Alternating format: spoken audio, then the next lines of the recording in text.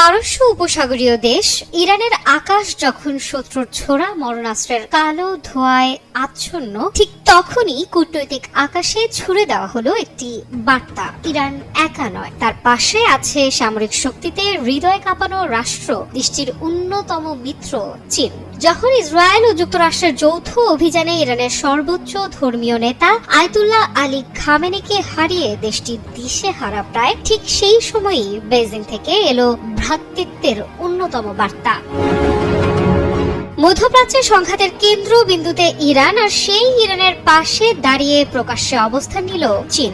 শুধু সমর্থন নয়, যুক্তরাষ্ট্র ও ইসরায়েলের সামরিক পদক্ষেপকে সরাসরি জঙ্গলের আইন বলে আখ্যা দিল বেজিং। চীনের রাষ্ট্রীয় সম্প্রচার মাধ্যম সিসিটিভি জানায়, দেশটির পররাষ্ট্রমন্ত্রী ওয়াং ই ফোন করেন ইরানের পররাষ্ট্রমন্ত্রী আব্বাস আরাকচিকে। ওয়াং ই জানান, ইরানের সার্বভৌমত্ব, নিরাপত্তা, আঞ্চলিক অখণ্ডতা ও জাতীয় মর্যাদা রক্ষায় চীন দৃঢ়ভাবে পাশে থাকবে।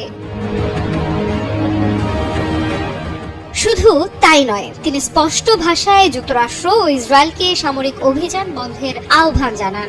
সতর্ক করে বলেন, সংঘাত যদি নিয়ন্ত্রণের বাইরে যায় তাহলে পুরো অঞ্চল অগ্নিগর্ভ হয়ে উঠতে পারে। প্রশ্ন উঠছে, চীন কি কেবল ইরানকে সমর্থন দিচ্ছে, নাকি বৃহত্তর ভূ রাজনৈতিক বার্তা দিচ্ছে ওয়াশিংটনকে?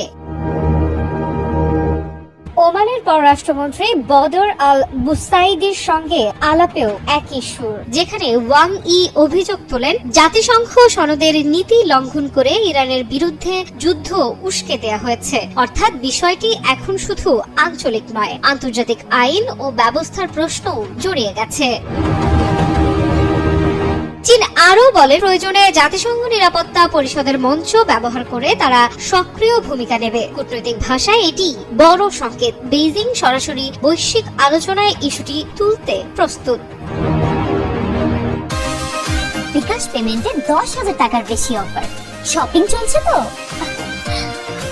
ফ্রান্সের পররাষ্ট্রমন্ত্রী জোয়াও নোয়েল বারোর সঙ্গে আলাপেও ওয়াং ই বলেন, বিশ্ব যেন আবারও শক্তির রাজনীতিতে ফিরে যাচ্ছে। জঙ্গলের আইন এই শব্দচয়ন কেবল সমালোচনা নয়, এক ধরনের সতর্ক বার্তা। শক্তিশালী দেশগুলো যদি সামরিক ক্ষমতার জোরে সিদ্ধান্ত চাপিয়ে দেয়, তবে আন্তর্জাতিক ব্যবস্থার ভিত্তি নড়বড়ে হয়ে যাবে।